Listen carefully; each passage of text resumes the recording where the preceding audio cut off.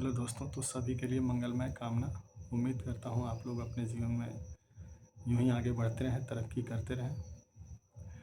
तो तबीयत आज काफ़ी ठीक लग रही है, रिकवर कर चुका हूँ और शाम को बैठे-बैठे एक छोटी-सी कविता लिखा हूँ और सोचा हूँ कि आपको सुना दूँ ताकि आप एक अच्छा-सा टाइटल इसके लिए सजेस्ट करें और खामियों को ज़रूर बताएँ, जो भी खामियाँ इसमें रह गई हैं। तो कविता कुछ इस तरह से एक्चुअली एक मज़दूर के जीवन के ऊपर है या गरीब के जीवन के ऊपर, आप समझ लीजिए कि किस तरह से एक गरीब को कोई लालच नहीं होता है। जिसके पास धन दौलत ज़्यादा हो तो उसी को लालच और बढ़ती है। तो जो वंचित है, जो गरीब है, उसको लालच उतनी नहीं होती, क्योंकि उसको एक ही चिंता होती है कि आज का मेरा घर बस चल जाए। तो कविता शुरू करता हूँ बगैर देर किए, आप सुनिएगा और एंजॉय कीजिएगा।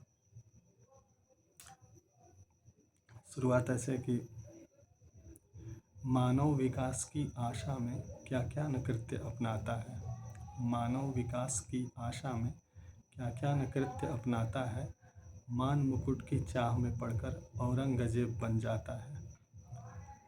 कहते हैं मानव अभिलाषा उसे संकट में ला धरती है, तो क्यों गरीब की कृशकाया नूतन वेदनाएं सहती है।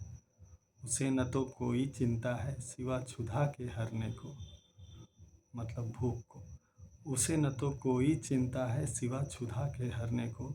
दिवस बिता देता संघर्षरत दो रोटियों से पेट भरने को।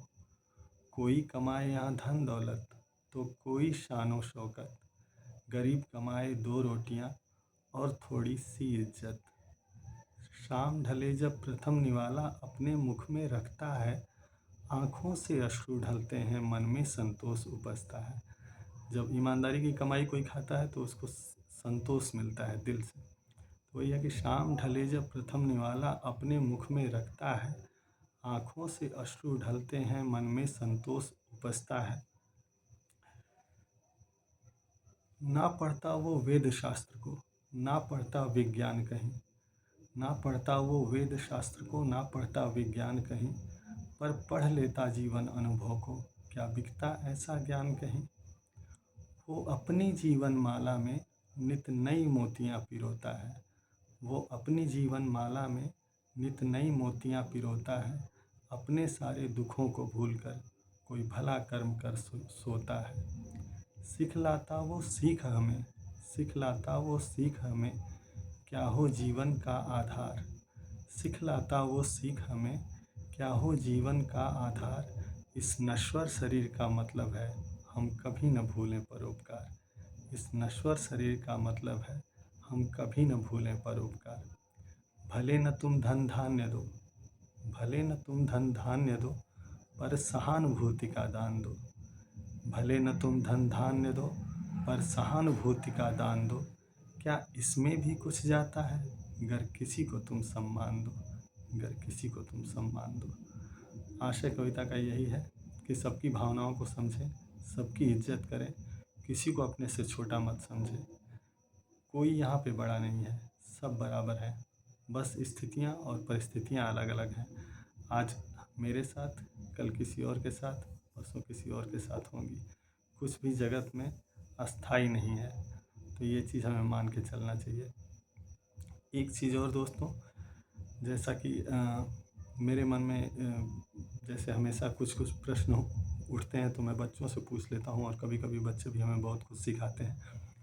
तो एक प्रश्न ये है जो मैं चाहता हूँ कि इसका समाधान आप दें, और ये बहुत ही गंभीर प्रश्न है कि एक लड़के के द्वारा पूछा गया है और एक्चुअली मैं इसका आंसर नहीं जानता हूँ। मैं उम्मीद करता हूँ कि शायद आप इसका आंसर दे पाएँ।